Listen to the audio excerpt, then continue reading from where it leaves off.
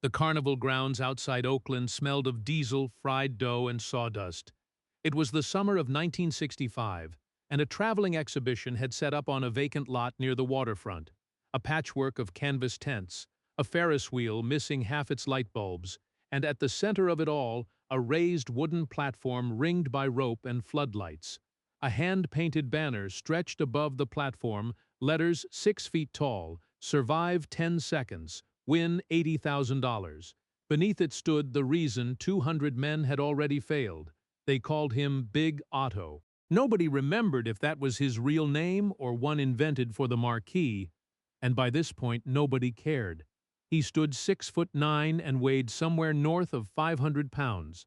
A mountain of a man who had wrestled professionally under 3 different names in 3 different territories before a promoter named Reggie Vance realized there was more money in letting the public try to survive him than in watching him wrestle scripted opponents. Otto's arms were as thick as fence posts. His hands could close around a man's skull like a grapefruit. He had a slow, deliberate way of moving that made newcomers underestimate him right up until the moment his weight landed on top of them. The rules were simple, printed on a sign bolted beside the ticket booth. Step into the ring, survive 10 seconds without being pinned, thrown from the platform, or forced to submit. Win $80,000, an unthinkable fortune in 1965, enough to buy 3 houses outright. Fail, and you got nothing but a bruised body and a story to tell at the bar. 206 men had tried since the tour started in March. 206 men had failed. The longest anyone had lasted was 6 seconds, and that man had spent the following 2 weeks in a hospital bed with 3 cracked ribs. The crowd loved it. Reggie Vance made sure of that. He worked the platform between challengers, microphone in hand, voice booming through a tinny PA system, half carnival barker and half preacher, whipping up the audience with tales of Otto's unbeaten record. 10 seconds, folks, that's all it takes. 10 seconds against the biggest, meanest son of a gun this side of the Mississippi, and $80,000 walks out of here in your pocket. Who's brave enough? Who's fool enough? Near the back of the crowd, arms crossed, stood a slim young man in a plain gray shirt, watching with the same quiet, assessing stillness that had unsettled stronger men than Otto before. He was 24 years old. His name was Bruce Lee, and he had come to the carnival that evening with a friend from the Oakland Quoon, mostly out of curiosity about the spectacle, not with any intention of climbing onto that platform. He watched 3 men fail in the span of 20 minutes. The first lasted 4 seconds before Otto's forearm sent him sprawling off the platform edge into a padded landing zone, to a mixture of laughter and applause. The second, a burly logger who looked like he could fell a redwood with his bare hands, lasted 5 seconds before Otto simply picked him up bodily and set him down outside the ropes, as effortlessly as a man moving a chair. The third didn't last 2 seconds. Otto barely had to move. "He's not fighting them," Bruce murmured to his friend. "He's just removing them." His friend laughed. "That's the whole show. Nobody's supposed to beat him." That's how Vance makes his money. Bruce watched Otto reset at the center of the platform, breathing easily, not even sweating despite the summer heat and 3 fights in 20 minutes. There was something in the big man's economy of movement, wasted on the crowd who only saw size, but not wasted on Bruce, who saw technique buried under the bulk. Otto hadn't wrestled professionally by accident. He knew leverage, he knew timing, he was simply so large that leverage and timing were rarely necessary. Reggie Vance's voice boomed out again, scanning the crowd for the next volunteer, when his eyes landed on Bruce. "You there, the quiet fella in the back? You've been watching close all night. Closer than anybody else here. What do you say? You look fast. Fast doesn't help against a mountain, but hey, $80,000 says it's worth finding out." The crowd turned to look. A ripple of laughter moved through them at the sight of the slight young man being singled out. 140 pounds against Otto's 500, over 3.5 times his size. It was, on its face, the most absurd matchup of the night. Bruce's friend leaned in. "Don't. Seriously, that's not a fight. That's a novelty act designed to embarrass people."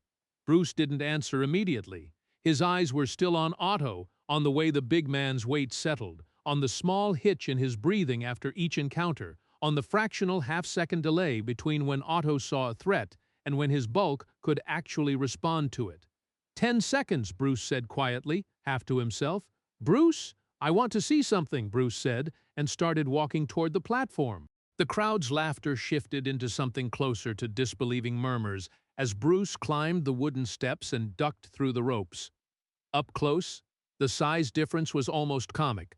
Otto's shadow alone seemed to swallow him whole. Reggie Vance, sensing either the best or the worst show of the night, grinned wide and thrust the microphone toward Bruce. "What's your name, son?" "Bruce." "Bruce, you look like you weigh about as much as Otto's left arm? You sure about this?" A few laughs from the crowd. Bruce didn't smile, didn't flinch, simply turned his gaze up toward Otto, who was studying him now with something between amusement and mild curiosity, the look of a man sizing up an opponent he'd already mentally dismissed. "Kid," Otto said, his voice a low rumble that seemed to come from somewhere beneath the platform itself. "I've put bigger men than you off this stage without breaking stride. You sure you want the bruises?" "I don't want money," Bruce said evenly. "I want to see what you do in the first 2 seconds." Otto blinked. It wasn't the answer he was used to hearing. Most challengers postured or begged off nervously, or tried to talk tough for the crowd. This one had simply stated a fact, as if the fight were already a foregone conclusion he found only mildly interesting. "Strange thing to say," Otto rumbled. "You'll understand in 10 seconds, Bruce said. Reggie Vance, sensing the tension crackling through the crowd now, a hush that no amount of hype could manufacture, backed toward the edge of the platform and raised his hand. "All right, folks, let's give it up for another brave soul." "Otto, ready!" Otto rolled his shoulders, settling his weight, a small smile playing at the corner of his mouth. "Ready? Bruce? Ready!" Bruce said nothing. He simply lowered his stance slightly, hands loose at his sides, weight balanced on the balls of his feet, a posture that to 200 spectators looked far too relaxed for a man about to be crushed by 500 pounds of muscle. The old man running the stopwatch at ringside, a retired boxing trainer, Vance, kept around for legitimacy, raised his arm. 10 seconds, starting now.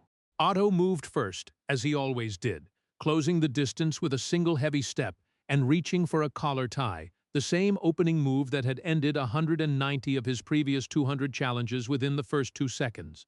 His hands were enormous, his reach overwhelming, and against every man who had stood on that platform before, those hands had found their target instantly. They found only air. Bruce had shifted his weight a half step to the outside, letting Otto's reaching arms pass just past his shoulder, and in the same motion drove a straight punch into the big man's exposed ribs. Short, compact, thrown from almost no distance at all. Otto grunted, more surprised than hurt, and pivoted to bring his other arm around in a wide, sweeping grab, meant to simply envelop the smaller man entirely. It was the move that had ended the fight for 150 of the other challengers, an inescapable bear hug delivered with terrifying speed for a man his size. Bruce ducked under it. 3 seconds gone. The crowd, which had been laughing 30 seconds earlier, had gone completely silent. Even Reggie Vance, microphone still raised halfway to his mouth, had stopped talking. Otto turned faster now, some old wrestling instinct kicking in beneath the surprise, and lunged with both arms wide for a clean takedown attempt, the same shot that had put a shipyard worker through the platform ropes 2 weeks earlier. It was fast for a man his size. It was fast for any man. It still wasn't fast enough. Bruce sidestepped, and as Otto's momentum carried him half a step past, Bruce's palm connected with the back of the big man's shoulder. Not a strike meant to hurt, but a redirection. A small nudge added to 500 pounds of momentum that was already off balance. Otto stumbled forward, catching himself on the ropes, and for the first time all night, the crowd heard something they'd never heard from him. A grunt of genuine effort. 5 seconds gone. "He's not even trying to hit him hard," someone in the crowd whispered. "He's just not letting him touch him." Otto turned back, breathing harder now, sweat finally beading on his forehead despite the cool evening air. Something had shifted in his eyes. the lazy confidence of a man used to instant victories replaced by a flicker of something he hadn't felt on this platform in months. Genuine uncertainty. He came forward again, more carefully this time, hands up, trying to cut off Bruce's angles, the way a smarter, smaller wrestler might. It was ironically the first time all night he'd actually had to think about his opponent as anything other than an obstacle to remove. 7 seconds gone. Bruce slipped a jab-sized reach, stepped inside the big man's guard, a terrifyingly narrow gap for someone his size to fit through, and drove an open palm into Otto's chest. It wasn't a devastating blow. It didn't need to be. It simply arrived exactly when Otto's weight was shifted wrong, and the big man staggered back 2 full steps, arms windmilling for balance. 8 seconds. Otto, off balance and breathing hard, made one last desperate lunge, not technical anymore, just raw size trying to end this the only way he knew how, arms spread wide to simply fall on top of the smaller man and end it through sheer mass. Bruce was already gone, a half pivot, a low duck beneath one massive reaching arm, and he came up on Otto's blind side, one hand resting lightly, almost gently, between the big man's shoulder blades. Not a strike, a touch, a statement. 10, the timekeeper shouted, and the crowd erupted. Otto turned slowly, chest heaving, staring down at the young man who had just done what 206 men before him had failed to do. There was no anger in his face. There was something closer to wonder. "You never touched me hard," Otto said, between breaths. "Not once. Why? Because hurting you was never the goal," Bruce said. "Surviving was—" Otto looked at his own hands, the hands that had ended 150 fights in the first 3 seconds, and something in his expression cracked open, the look of a man realizing, for the first time in years, that his size had been doing his thinking for him. 206 men, Otto said quietly. All of them tried to fight me the way you'd fight anyone else. Match my strength, somehow, match my speed. He shook his head slowly. You didn't fight me at all. I fought the space around you, Bruce said. Your size is real. It's the realest thing on this platform. But size only works if your opponent gives you a target to use it on. I never gave you one. Reggie Vance, microphone forgotten at his side, stared between the two of them, momentarily lost for the showman's patter that had carried him through 200 consecutive victories for his headline act. The crowd had gone from laughter to a kind of hushed reverence, the sound of 200 people realizing they'd just watched something they wouldn't fully understand until they retold it a dozen times over the following weeks. The money.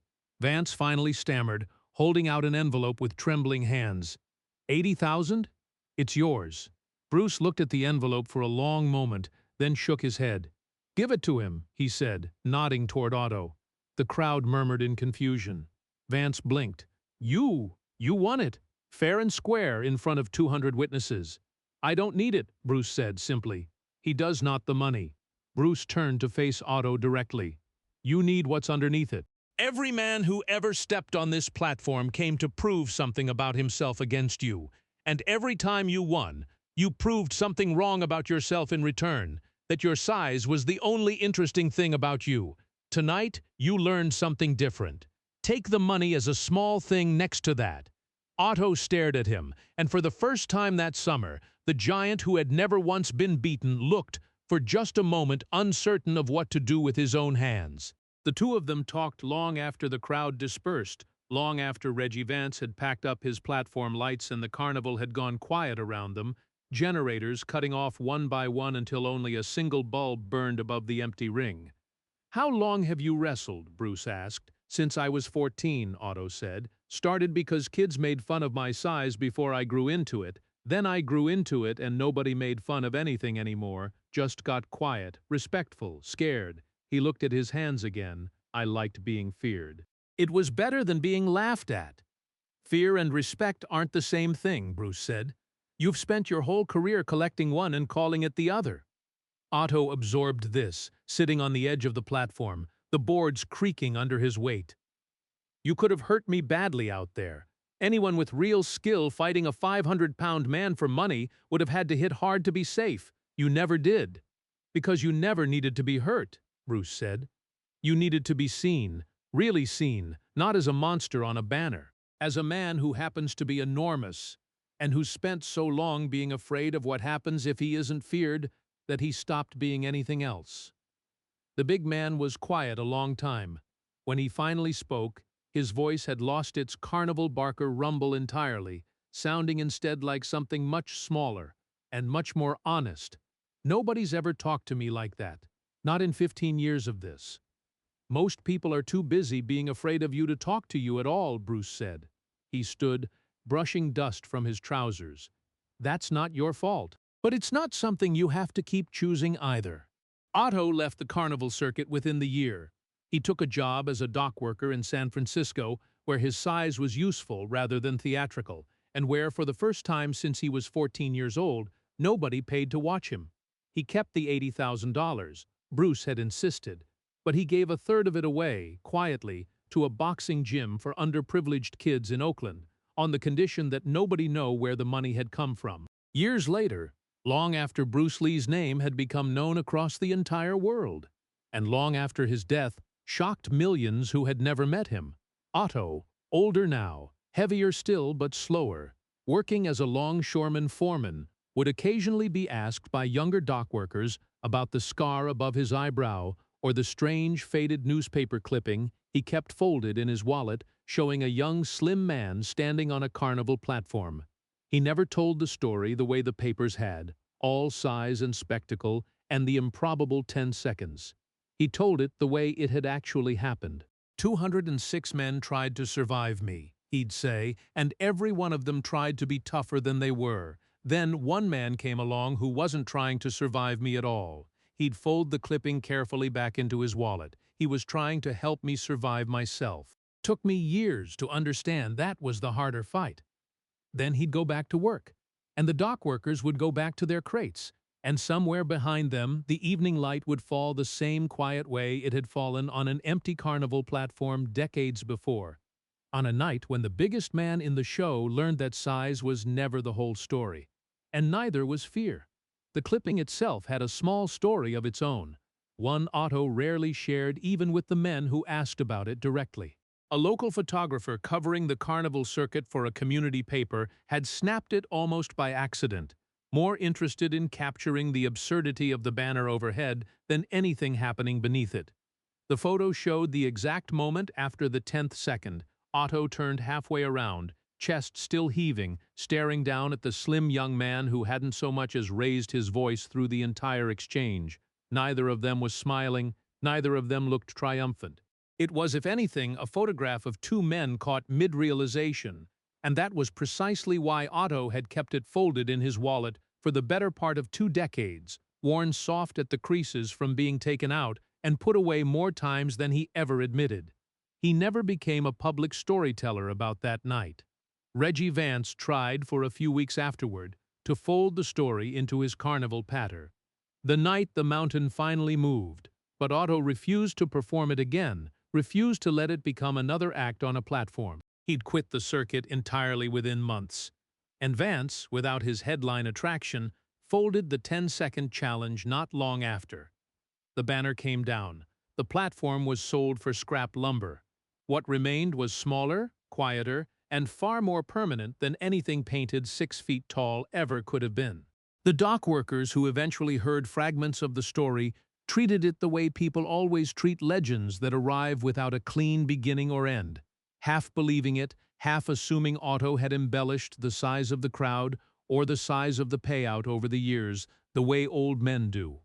But those who worked alongside him longest, who watched him quietly mentor the younger, smaller men on the docks, who noticed how he never once used his size to settle a disagreement in 15 years of shift work, understood there was nothing embellished about it at all. Something in him actually had changed on that platform, and it had stayed changed. He kept his promise about the gym, too, longer than anyone expected. Twice a year, unannounced, an envelope of cash would arrive at the front desk of the Oakland boxing program, no note attached, no name on the return address. The instructors eventually pieced together where it came from, but out of some unspoken respect for the arrangement, none of them ever said so publicly. It simply became one of those quiet, unexplainable kindnesses that programs like that survive on. Money that showed up exactly when it was needed, from a source nobody was meant to ask about. Otto never trained formally in anything after that night. He didn't take up martial arts, didn't try to reinvent himself as anything other than what he already was. That, in its own way, was the truest measure of what Bruce had actually given him. Not a new skill, but permission to simply be a large, capable, ordinary man, without needing a banner overhead to justify his own existence. Toward the end of his life, when his knees had finally given out from decades of hauling freight and his hands had grown too stiff to close fully around anything, a young reporter working on a small piece about the old carnival circuits of the 1960s tracked him down and asked, almost as an afterthought, whether he'd ever lost a real fight. Otto thought about the question longer than the reporter expected. Once, he finally said, the only time it ever counted. And when the reporter asked what had made that one different from the 206 he'd won, Otto simply reached for his wallet, unfolded the soft, creased clipping one more time, and set it gently on the table between them, the whole answer contained in a photograph of two men who hadn't needed a single punch to change each other's lives.